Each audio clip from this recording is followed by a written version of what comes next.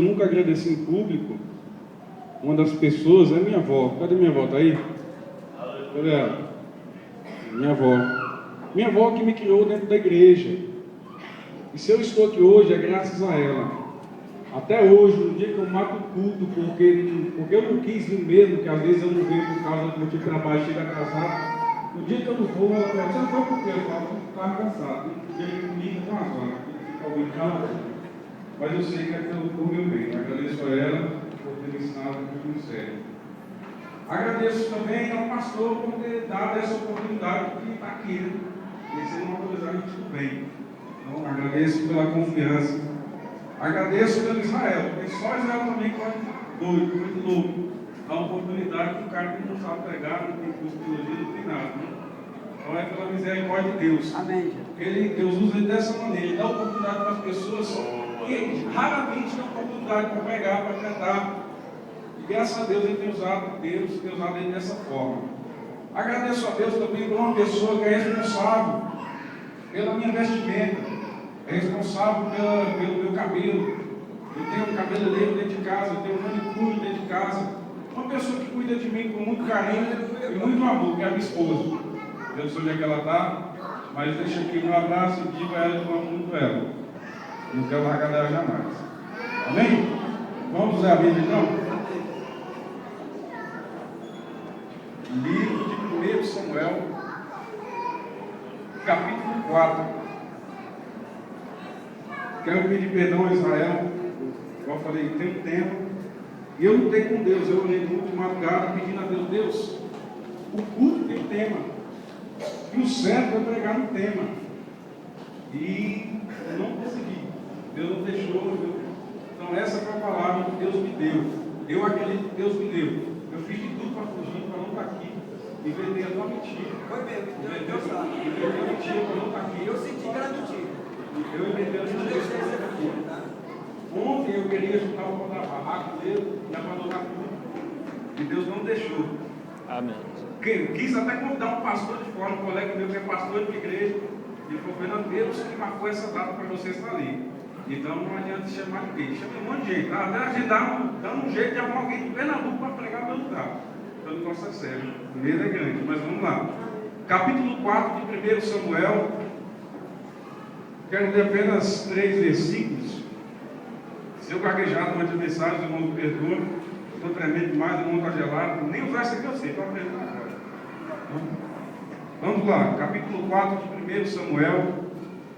3 versículos, o versículo 20, 21 e 22. Os que acharam, digam amém. Amém. Eles não acharam, diz misericórdia, para a gente poder ver tudo. Alguém disse misericórdia? Então, todo mundo achou? Então vamos ler. E no tempo em que morria, dizia-lhe as que estavam junto a ela: não tenhas medo, porque deste a luz a um menino. Mas ela não respondeu nem fez caso.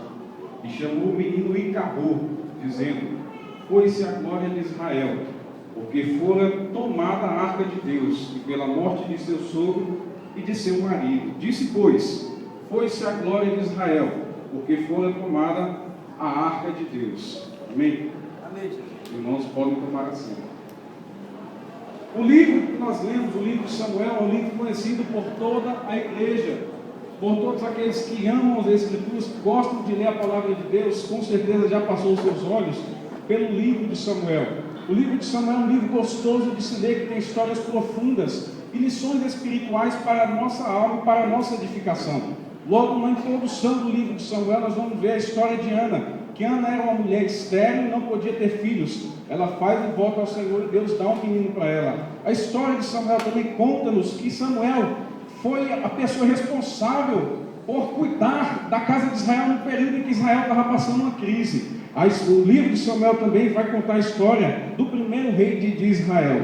Então o livro de Samuel é um livro bom, e o texto que nós lemos faz parte desse livro, do livro de Samuel. Eu, para poder tentar chegar aonde eu quero chegar, eu quero voltar com a igreja, junto com os irmãos, um pouco atrás na história, aonde começou Israel ser chamado de nação, onde Israel começou a ser chamado de povo.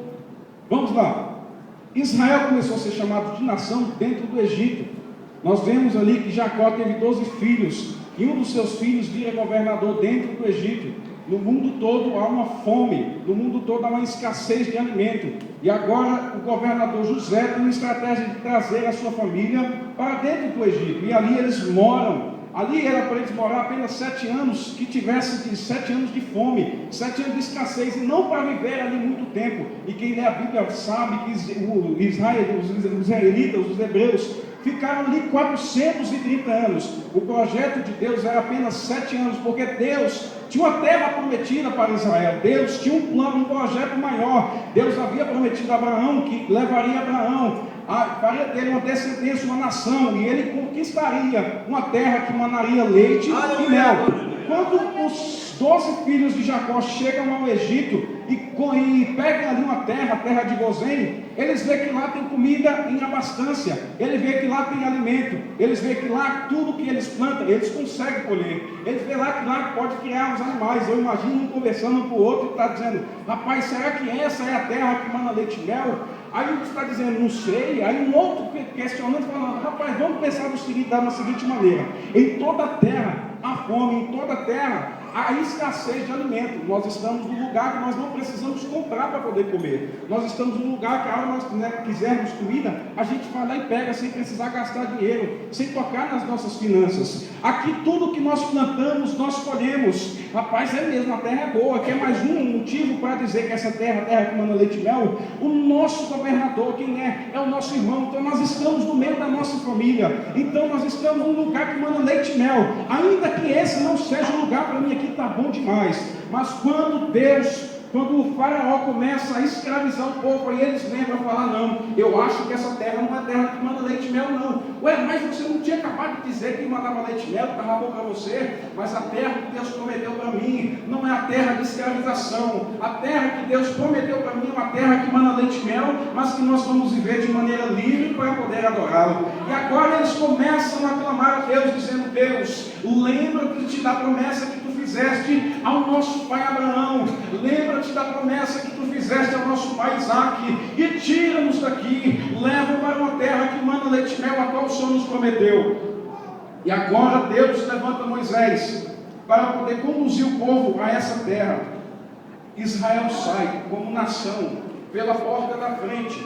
Israel agora sai em direção à terra prometida, a terra que Deus havia de fato prometido a eles. Só que quando eles saem da terra do Egito, eles levam consigo hábitos que eles viam no Egito. Eles saem do Egito, mas levam consigo costumes que eles haviam adquirido no Egito. Eles ficaram ali 430 anos dentro do Egito, mas eles tinham olhos, eles tinham visão, então eles olhavam os costumes que o povo tinha. Os israelitas, quando olhavam, viam que os egípcios tinham vários deuses, era uma nação que tinha vários deuses. Eles olhavam, viam que aqueles deuses tinham um templo para eles. Ele olhava para aqueles egípcios e via lá que o Deus tinha mão, tinha pé, talvez tinha corpo, tinha um templo para poder adorá-lo. Ele podia sacrificar, e aí eles carregam dentro do seu coração o desejo de ter uma réplica, algo parecido com as demais nações. Todo mundo tem Deus. Cadê o Deus de Israel? Imagina uma reunião de amigos, todas as nações, um representante vira, por exemplo, o filisteu vira para morrer: cadê o teu Deus? O meu Deus está ali. Cadê o teu Deus? O meu Deus está ali. Quando virava para o Deus de Israel: cadê o Deus seu? Não sei. Onde é que é o endereço de Deus? Não sei. Qual é a imagem de Deus? Não sei. Você já conversou com ele? Não conversei com ele, só quem conversa com ele é Moisés. Então eles carregavam dentro de si o desejo de fazer uma imagem, o desejo de criar para eles um Deus, para que eles pudessem adorá-lo. E aí eles continuam caminhando na terra, e esse desejo vai crescendo dentro do coração deles. E agora Deus, por ser um Deus onisciente, Deus, por saber do coração do homem, chama Moisés para um particular. E quando chega Moisés, ele fala: sobe ao monte, Moisés, que eu quero conversar contigo. Ele sobe ao monte e começa a dialogar. Eu imagino que antes de Deus conversar aquilo que Deus tinha para falar com Moisés, ele faz um desabafo. A Bíblia não diz, eu estou imaginando. Eu imagino Deus dizendo para Moisés, Moisés, eu estou triste, Moisés. Por que, Senhor? Porque eu libertei o meu povo, mas o meu povo infelizmente é inclinado para o mal. Você lembra que eu falei para eles que não era para criar deuses, adorar, cometer idolatria? Lembro, Senhor. Pois é, Moisés, no coração deles eu conheço o interior do homem, eu conheço o interior do ser humano, e eu estou vendo no interior do ser humano a maldade, eu estou vendo no interior do homem se inclinando para o mal, Moisés. Eles querem Deus, Moisés, eles querem uma referência para quando estiver diante de outras pessoas, as pessoas perguntarem onde é que o seu Deus está, eles possam dizer, meu Deus mora ali. Quem é o seu Deus? Meu Deus é aquele ali. Então, Moisés, Deus vou dar a eles uma réplica, e Deus ali conversa com Moisés, conversa a dar as instruções para a construção daquilo que seria uma referência de Deus. E ali ele fala, ó, faça a arca da aliança, faça o templo, faça isso e faça aquilo. Enquanto Deus, lá em cima com Moisés, estava tentando fazer algo para alegrar o homem lá embaixo estava fazendo algo para entristecer o coração de Deus. Enquanto lá em cima Deus estava conversando com Moisés para fazer algo para satisfazer a necessidade do homem, lá embaixo os homens estavam fazendo algo para satisfazer a própria necessidade.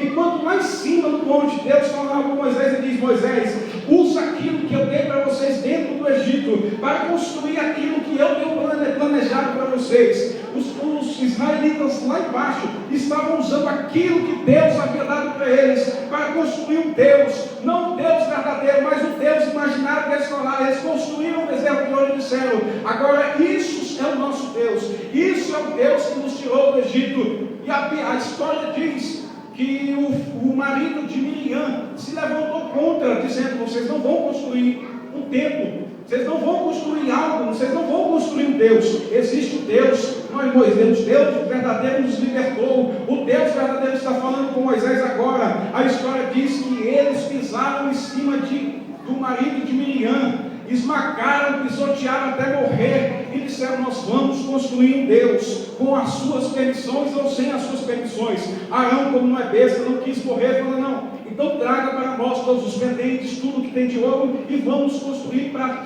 vocês uma réplica para dizer que isso é o nosso Deus. E eles constroem o bezerro de ouro e diz, aí está o nosso Deus que tirou da terra do Egito. Quando Moisés está conversando com Deus, Deus para no meio da conversa e diz, Moisés, a conversa acabou. Eu quero até imaginar, pode ser que não seja verdade, talvez o templo que foi construído, talvez tinha que ter mais alguma coisa. Mas quando Deus vê lá embaixo o que o homem está fazendo lá embaixo, Deus para a conversa e diz, Moisés, desce, Moisés. Eu não estou falando para você, Moisés, que o homem é inclinado para o mal, Moisés. Eu não estou dizendo que o homem tem um coração ruim, Moisés. Eu libertei eles do Egito, eu fiz manar água, eu dei pão no deserto mesmo, assim eles estão desse jeito, Moisés. Desce lá. Moisés desce e manda matar todos aqueles que não querem se curvar diante do Deus verdadeiro. E agora depois que tudo isso acaba, Moisés fala para aqueles que querem servir a Deus de verdade. Deus criou uma réplica, Deus vai criar uma réplica dele, onde aquela peça estiver, Deus vai estar presente. Onde aquela peça estiver, Deus vai estar. Ali agora vocês também vão ter um templo para poder entrar. Quando vocês tiverem uma reunião, conversando, agora vocês vão poder dizer, vocês têm um Deus, temos. Onde é que Ele está? Ele está ali. E Deus faz uma réplica, que nós vemos, é a Arca da Aliança. Na Arca da Aliança constrói, Moisés manda construir um templo, Moisés manda construir tudo de forma muito bonita. Agora eu imagino Israel numa nova reunião entre amigos, entre as nações, e as pessoas estão dizendo, você tem um Deus, eu tenho Deus, você tem um Deus, tem Deus, e agora vira para um israelita e diz, você tem um Deus, tenho. Como é que faz para entrar nesse Deus? Aí ele faz a pergunta, no seu templo, como é que faz para entrar no Deus? Não, nós chega de qualquer jeito e entra e fala com Deus, pois o meu Deus é diferente, para entrar na presença dele é totalmente diferente. Existe um tabernáculo, dentro desse tabernáculo existe um pátio com uma porta. Quando nós estamos de frente para a porta, nós temos que tomar uma decisão na nossa vida, se realmente nós queremos conhecê-lo, se realmente nós queremos entrar na sua presença. E quando entramos dentro do pátio, se nós olharmos para a nossa esquerda, nós não vamos encontrar a janela. Se nós olharmos para a nossa direita, nós também não vamos encontrar a janela. Por quê? Porque a Bíblia diz que o justo viverá da fé, e se ele revirar na alma, não tem prazer nele. E ali ele vai e encontra Deus. E a história vai continuando até o texto no capítulo 4, onde nós lemos esse versículo. Só que no contexto desse texto está dizendo que Israel foi travar uma batalha com os filisteus. E nessa batalha que eles foram travar contra os filisteus, eles perdem 4.000 homens, caem diante dos filisteus. Os anciões, eles fazem uma reunião e dizem: eu não estou entendendo o que está acontecendo. Nós nunca perdemos uma batalha, nós nunca perdemos uma guerra, por que agora isso está acontecendo? Aí eles falam: não, é que porque estamos sem a arca, estão sem a presença de Deus. Mandam agora buscar a arca, e quando a arca chega, a Bíblia diz que morrem mais 30.000 homens na mão dos filisteus. E o interessante é que quando a arca chega, Israel grita, e a Bíblia diz que gritou tão alto que a terra tremeu.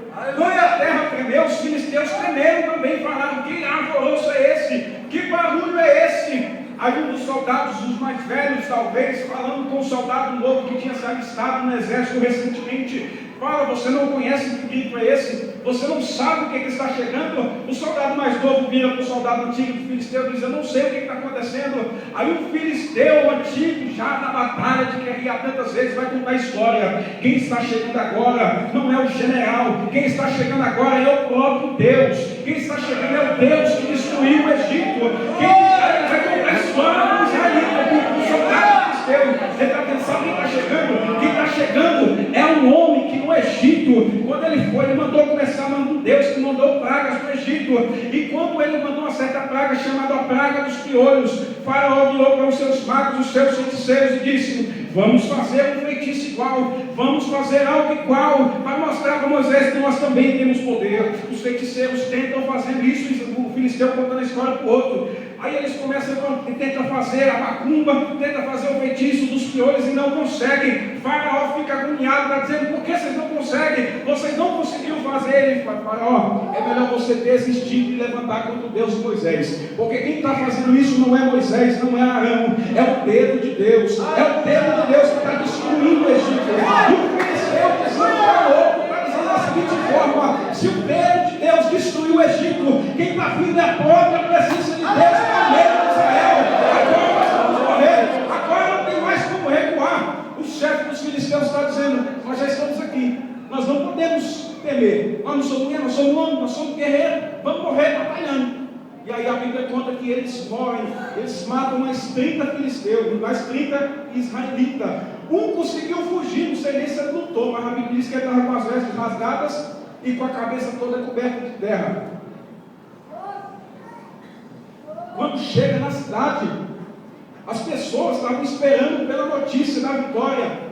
E quando ele chega todo sujo, rasgado, com a cabeça cheia de terra, as pessoas vão perguntando: e aí, ganhamos a batalha? Ele está dizendo: ganhamos não, a arca foi levada cativa, o Finéia morreu e a arca foi embora. E todo mundo, e a mulher de Finéia já estava quase dando a luz. E quando ela ouve a notícia dessa, que o marido dela tinha morrido, que a arca tinha sido levada cativa e que Israel perdeu a guerra, começa a entrar em trabalho de parto, ela começa a sentir dor, mas vai aguentando, porque tem que chegar em Eli. Quando a notícia é Eli, chega lá Eli, Eli se levanta já preocupado, diz: e aí, meu jovem, como é que vai a batalha, como é que vai a guerra? É vitória para nós vamos festejar, tomar muita Coca-Cola hoje. O Benjamita disse: não, hoje nós não vamos beber Coca-Cola, hoje nós não vamos festejar, hoje nós não vamos pular, porque conta logo o que está acontecendo. Morreram 34.000 israelitas, soldados israelitas.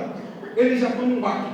Os seus 2 filhos também morreram, tomam outro baque. E a pior coisa que pode acontecer dentro de uma nação aconteceu. O que foi, jovem? Conta. A arca foi levada cativa. Quando ele descobre que a arca tinha sido levada cativa, ele não aguenta. A Bíblia diz que ele tenta sentar, mas quando ele senta, ele cai da cadeira e quebra o pescoço e morre. Agora Israel está sem sacerdote e sem a presença de Deus, sem a arca da aliança. E aí a mulher de Finéias não aguenta dar notícia: mais um, já morreu os 2 filhos, já morreu o marido e o cunhado, a arca foi levada, a guerra eles perderam, e agora seu sogro morre e a mulher não aguenta tanta notícia ruim. E aí agora vai dar, entra em trabalho de parto. E a minha Bíblia, pelo menos a minha versão, estava dizendo que ela estava morrendo já. Então ela estava morrendo, mas antes de morrer ela estava dando a luz. E pelo que eu conheço na Bíblia, toda vez que uma mãe, uma mulher vai dar a luz a um filho, ela dá o nome do filho baseado na situação do momento. E eu fui olhar na Bíblia algumas mulheres que tiveram filhos. E eu olhei em Rebeca, Rebeca não, Sara. Quando Sara vier, o anjo vem e promete dar-lhe um filho, ela ri. Ela acha engraçado porque ela não acredita. mas quando ela engravida e vai dar o filho, na hora de dar o nome do filho, perguntam qual vai ser o nome do menino. O nome do menino vai ser Isaac, porque Deus tem me feito rico. Aí continua, Rebeca, quando vai ter um filho, Rebeca, acho que é a mulher, a mãe de Jacó, quando vai dar um filho, ela dá 2 filhos, dentro da barriga começam a guerrear entre si, os dois. Geralmente quando é gêmeos, eu acho assim que primeiro tira um para depois tirar o outro. Nesse parte foi diferente, tirou um só, porque o segundo filho agarrou no pé do irmão mais velho chamado Isaú. E agora qual vai ser o nome do segundo filho? O nome do segundo filho vai se chamar Jacó. Por quê? Porque Jacó não significa enganador nem suplantador, mas significa aquele que agarra. Samuel, Ana, todo mundo conhece a história, quando Ana pede um filho ao Senhor, ele fala: Senhor, se tu me deres um filho, eu vou devolver para ti. Ouve a minha oração, Deus, ouve o meu clamor. Quando Deus dá um filho a ela, qual vai ser o nome do menino? O nome do menino vai ser Samuel. Deus ouve minha oração, e por isso o nome dele vai ser esse. E aí pergunta o nome da mulher, do menino, nesse contexto que nós temos, qual vai ser o nome do menino? Quer botar o nome de Isaac? Não posso. E de Jacó, muito menos. E de Samuel, Deus não ouviu sua oração? Não. O nome do menino vai ser Icabô, em algumas versões Icabote. E o que é que significa Icabô ou Icabote? Foi-se a glória de Deus, foi-se a glória de Israel. Agora eu entro na mensagem, isso eu fiz apenas uma introdução. Imagine a nossa vida sem a presença de Deus. Imagine o nosso culto sem a presença de Deus. Eu vou demorar não, irmão, eu vou ser rápido. Eu quero mostrar dentro da Bíblia, pelo menos tentar mostrar para vocês 3 coisas que afastam a presença de Deus da nossa vida. 3 coisas que afastam a presença de Deus da nossa vida. Primeiro está, não no texto, mas está no contexto, que é uns capítulos anteriores. O que afastou a presença de Deus da casa de Israel nesse período, nessa época, nesse tempo em que Samuel estava lá? Se nós olharmos, foi o pecado. O pecado afastou a presença de Deus no meio de Israel. Nós olharmos, nós vamos ver que Ofni e Finéias trabalhavam para Deus de qualquer maneira, pegavam o sacrifício de Deus e faziam tudo errado. E a Bíblia diz que eles eram sacerdotes, eles eram responsáveis por aquilo, e mesmo assim, a Bíblia diz que pelo pecado deles, Deus se afastou. E é ruim quando Deus se afasta da nossa vida por motivo de pecado. Deus, Ele é um Deus de amor. Deus, Ele é um Deus misericordioso. Aleluia. Mas Ele não compactua, Ele não habita onde há pecado. Se há pecado, Deus não pode estar presente. Talvez essa mensagem não pode ser para a igreja toda, mas pode ser para uma pessoa. Talvez a sua vida tenha vivido uma vida de frieza espiritual, e talvez o motivo pode ser isso, pode ser o pecado. O pecado pode estar acabando com a presença de Deus na sua vida. E quando o pecado, um exemplo disso, é quando nós vamos olhar Josué. Josué, quando Moisés morre, Deus chega pessoalmente e está dizendo para ele: Josué, meu servo Moisés é morto, levanta e guia esse povo. Ele: Deus, eu não tenho capacidade. Josué, se você ler a Bíblia de dia e noite, meditar na palavra de dia e de noite, não se preocupa que onde tu pisar eu vou te dar. A terra que tu pisar será tua. Ele: não, então tá bom, se o Senhor está dizendo que vai comigo, vem. E a Bíblia diz que ele atravessou o Jordão, conquistou Jericó, e agora vai guerrear contra os moradores de Ai. Os chefes dos exércitos chegam até Josué e dizem: Josué, nós vamos guerrear contra os moradores de Ai, mas não precisa mandar todo mundo, que a terra é pequena, os moradores são poucos, manda só uns 2, 3 mil, que é o suficiente para nós guerrearmos, para não poder cansar o povo. E eles vão. Quando eles vão, pelo menos a minha Bíblia diz, a versão, que os moradores de Ai deram uma carreira no povo. E Josué não entende. A Bíblia diz que Josué põe a cara lá no pó e começa a conversar com Deus. De Deus, tem alguma coisa errada. Eu não pedi para liderar o povo de Israel. Eu não pedi cargo. Eu não pedi para estar onde eu estou. Mas o Senhor prometeu que estaria comigo. E agora eu mando os meus soldados guerrear contra os moradores de Ai, e volta essa decepção. Eu quero uma resposta Deus entra em conversa com ele e diz: pode parar de clamar, pode parar desse papo, pode levantar daí, porque eu quero falar com você, pode parar. Eu não vou me manifestar no meio de vocês, porque no meio de vocês tem um pecado escondido. Pode consagrar o povo, Josué. Quando você consagrar, você vai descobrir que é um pecado escondido, e por isso eu não me manifesto enquanto não resolver a situação.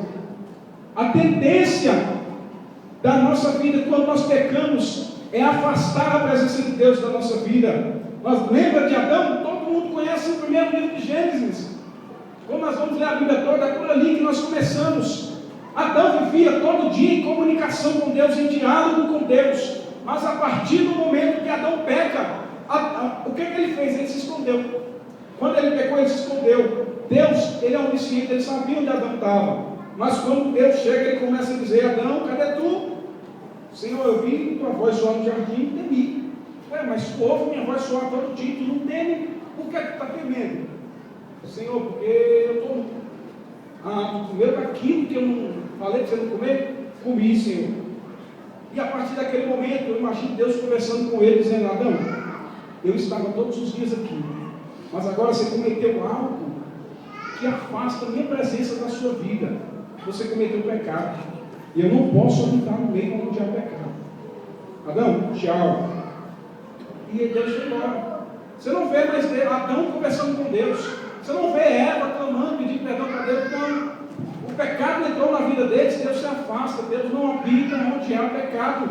Em Juízes, no capítulo 10, nós vamos ver que Israel está em cativeiro durante 18 anos, porque está se curvando diante de Deus. E aí ele vai clamar a Deus e dizer: Deus, livra-nos desse cativeiro. E aí Deus vai conversar com o povo dizendo: olha, vocês querem que eu livre vocês?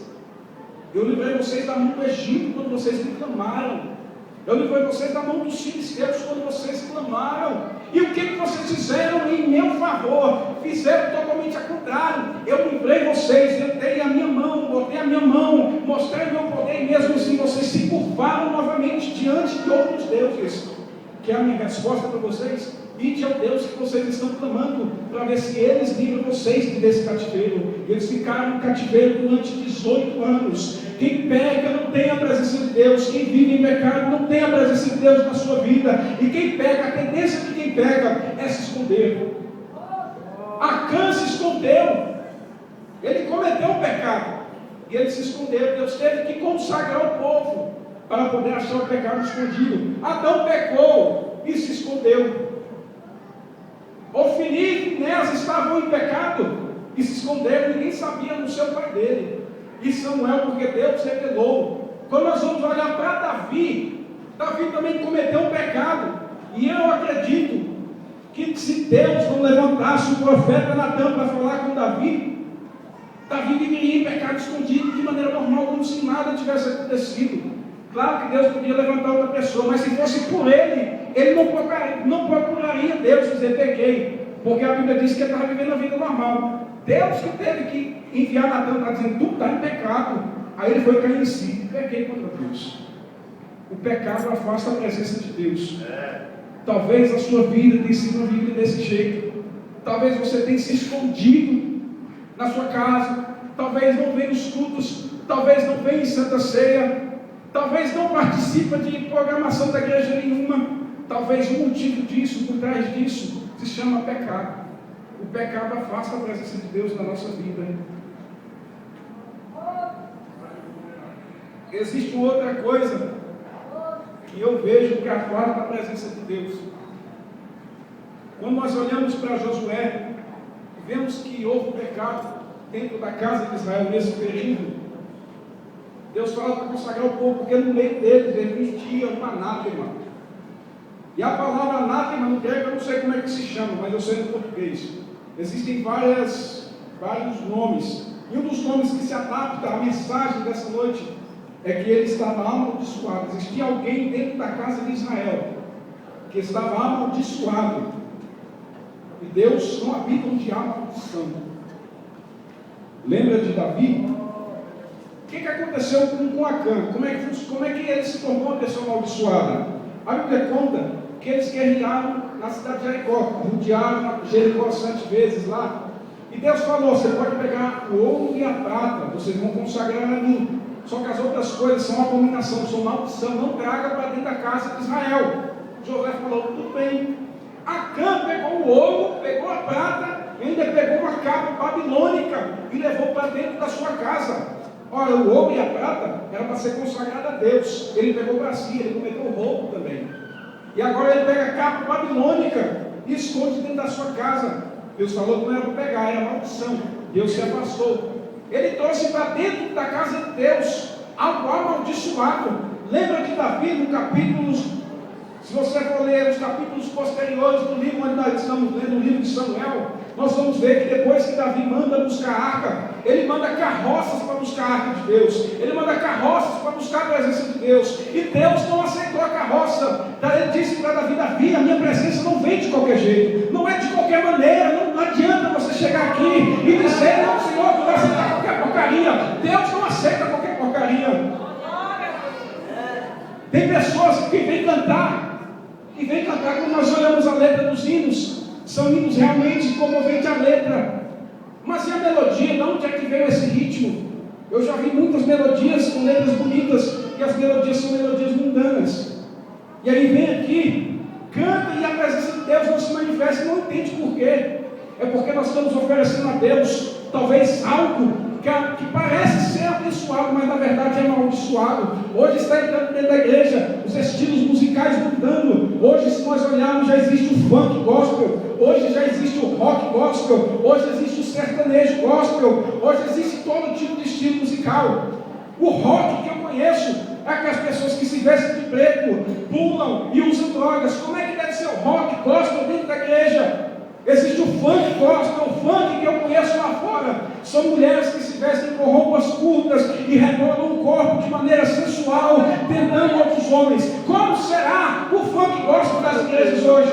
E as igrejas estão convidando essas pessoas para adorarem a Deus. Será que Deus vai receber essa adoração? Será que Deus vai se curvar e dizer: realmente esse louvor está chegando a mim com um cheiro suave? Existem pessoas que vêm cantar sertanejo. Alguns sertanejos são toleráveis, mas o sertanejo que eu conheço são músicas que atraem um homem para uma mulher, ao romantismo, aquele momento emocionante. E Deus não precisa de emoção, Deus precisa de adoração, Deus não precisa de emoção, Deus precisa de um coração sincero e cumprido diante dele. E muitas das vezes nós não entendemos porque canta, tem a voz bonita, a letra é realmente comovente, e Deus não se manifesta. Talvez não seja um pecado, você não está em pecado, mas talvez o que você está fazendo não está cheirando agradável diante de Deus. E existe um terceiro, para finalizar, é a falta de amor. A falta de amor, irmão, faz a presença de Deus embora? Pelo menos eu acho que faz. Se nós olharmos no livro de Apocalipse, no capítulo 2, olha agora, nós temos Deus conversando com João e está dizendo: João, as últimas coisas eu tenho para revelar para você passar para as igrejas. E a primeira igreja que você vai escrever uma carta é a carta para a igreja de Éfeso. E quem os estudiosos, quem estuda a Bíblia, quem estuda a história, a geografia, essas coisas, sabe que Éfeso é uma igreja muito importante. Éfeso era uma igreja de potência. Éfeso foi fundada por Paulo. Éfeso, o pastor Apolo passou por lá. O pastor de lá era Timóteo. E João também passou por lá. Então Éfeso era uma igreja de peso. Quando nós vamos olhar a carta de Éfeso, Deus começa elogiando: eu sei as tuas obras, conheço as tuas obras, conheço o teu trabalho, que tu não te cansaste, tu tem trabalhado todos os dias em outras linguagens. Vou tentar trazer algo aqui bem claro para os irmãos. A igreja de Éfeso era uma igreja que vinha no culto de terça-feira. A igreja de Éfeso era uma igreja que vinha no culto de quinta-feira. A igreja de Éfeso era uma igreja que estava no culto de domingo de manhã na escola dominical. O evangelismo estava no evangelismo. Nos cultos nos lares estava em peso. No culto à noite também estava em peso. Então a igreja perfeita Uma igreja perfeita, a igreja de Éfeso era da seguinte maneira: a gente convidava um pregador fora, antes dele pregar para a igreja, a gente tinha que pregar para o pastor saber se aquilo que ele ia pregar era a revelação de Deus, era algo que Deus estava dando para ele. Então a igreja de Éfeso era uma igreja perfeita, evangelizava, ganhava tudo, era uma igreja elogiada, só que tinha um problema: Deus tinha algo contra a igreja. Deus falou: eu tenho algo porém contra ti. Eu imagino João dizendo: Senhor, essa igreja é desse jeito, vem todos os cultos, está aí presente, tudo, como é que você pode ter algo contra ela? Escreve aí, João: eu tenho algo contra a igreja. O que você tem contra a igreja? Eu tenho contra a igreja que ela deixou o primeiro amor. E o que é deixar o primeiro amor? Pode ter várias formas de falar. Eu vou falar aquilo que Deus colocou no meu coração. A igreja de Éfeso é uma igreja dedicada, mas era uma igreja que fazia isso automaticamente, não existia mais desejo, fazia simplesmente porque acostumou viver assim. Passa anos indo no culto de terça, no culto de quinta, no culto de domingo, que o prazer de ir para adorar a Deus, aquilo que Davi disse: alegrei-me quando me disseram vamos à casa do Senhor, não existe mais, mas simplesmente porque é automático. Você vai para a igreja por quê? Porque eu vou, todo culto tem que estar lá, então eu vou. Você vai no domingo por quê? Porque se eu não vou, o pastor vai brincar. Ele vai sentir minha falta, tem que ir. Você não vai por quê? Porque eu não tenho nada melhor para fazer, então eu vou para a igreja. Existem pessoas que estão na igreja todos os dias, mas será que estão com o coração voltado realmente para Deus, alegres em adorar a Deus? Ou estão fazendo isso simplesmente porque não tem nada para fazer em casa? Vem para a igreja simplesmente porque é automático, já virou robótico ir para a igreja todos os cultos, já virou robótico ir para a igreja todos os dias. E aí Deus está dizendo: eu não estou nesse negócio, eu não quero que você venha para o culto todo dia, simplesmente porque você tem que vir. Você tem que vir para o culto com um objetivo. O objetivo é me adorar, me exaltar. Você vai para o culto de terça-feira, você vai por quê? Porque eu vou adorar o nome de Deus. Você vai para o culto de quinta-feira por quê? Porque eu preciso louvar a Deus, aquele que me deu a salvação. Você vai no culto da escola dominical por quê? Porque eu preciso aprender mais de Deus, porque eu não sei nada. Eu sou um leigo, eu preciso aprender de Deus, preciso aprender das Escrituras. Você vai evangelizar por quê? Porque eu preciso ganhar almas, assim como alguém um dia me levou para Deus. Então é isso que Deus quer. Deus não quer pessoas que venham aos cultos simplesmente porque não tem nada para fazer ou porque virou automático. Deus quer que as pessoas venham para a igreja para adorar o seu santo nome de maneira alegre, de maneira saudável. Para finalizar, como é que se adora a Deus, irmãos? Como é que atrai a presença de Deus novamente para as nossas vidas? Primeiro, se o pecado afasta a presença de Deus, quando nós revelamos a Deus, contamos a Deus os nossos pecados, os nossos erros, a presença de Deus volta. Quando nós pecamos e não confessamos, Deus se afasta. Mas quando nós revelamos Deus, eu pequei, eu errei, Deus traz a presença dele de novo. No capítulo 7 de Samuel, nós vamos ver que Samuel vai orar por Israel. E os filisteus descobrem que Israel está em Mispa, está perto. Os filisteus: rapaz, nós ganhamos uma vez, vamos lutar todo mundo, esse povo vão ganhar. E aí Israel agora começa a tremer. Ixi, Samuel, nós vamos perder essa batalha, nós vamos perder uma feira, perdemos 34 mil, nós vamos perder o resto que falta. Samuel diz: não, agora é diferente. Você pode ir que eu te garanto que agora é diferente. Por quê? Porque o pecado foi eliminado da vida de vocês. O pecado foi eliminado do povo. Pode ir. O povo: eu vou. Mas fica orando aí, não precisa orar não. Deus está com vocês. O pecado foi eliminado. E a Bíblia diz que quando Israel foi guerrear contra os filisteus, aconteceu da mesma maneira. Os filisteus tiveram que sair correndo. Porque quando Deus está presente, não tem inimigo que fique na frente. Não tem.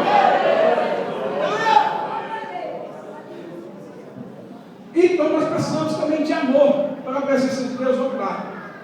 Amém? Vamos ficar de pé? Glória a Jesus, aleluia. Como adorar a Deus? Como é que se adora a Deus? Eu não sou nenhum professor para ensinar vocês como é que se adora a Deus, mas existem passagens na Bíblia que mostram como nós devemos adorar a Deus. No último congresso que nós tivemos agora, explicou um pouquinho sobre isso. Em João capítulo 4, quando Jesus Cristo está conversando com a samaritana, ela diz: veja que tu és profeta e tudo, eu quero te fazer uma pergunta. Onde é que se deve adorar? Deve se adorar no monte em Gerizim ou deve se adorar em Jerusalém? Nós precisamos saber quem é que está certo, é vocês que estão certos ou nós que estamos certos? Jesus Cristo vira para ela e diz: mulher, que está adorando que tu não sabe. porque a salvação vem dos judeus, apesar de eles serem judeus, mas eles se misturaram com outros povos, então perderam o direito de salvação. Eu vi de judeus, tu não adora, tu adora o que tu não está sabendo, mas eu estou sentindo no seu coração que tu tem que ser separado. Então eu vou contar um segredo para ti. Isso é que eu já disse uma vez, e vou dizer de novo. Sabe por que Deus disse para a mulher isso? Porque se contasse para o homem, talvez ele guardava o segredo. Mas quando contou para a mulher estava espalhando para todo mundo, né? Então Deus disse para a mulher: já que tu tem desejo de adorar, eu vou dizer o segredo. Eu vou contar o segredo para você. Vem a hora. E a hora já chegou. Mas vem, mas foi rápido, já. A hora é agora. A hora de quê? Em que os verdadeiros adoradores adorarão ao Pai em espírito e em verdade. Porque Deus é espírito. Importa que as pessoas que vão adorar a Deus adorem a Deus em espírito e em verdade.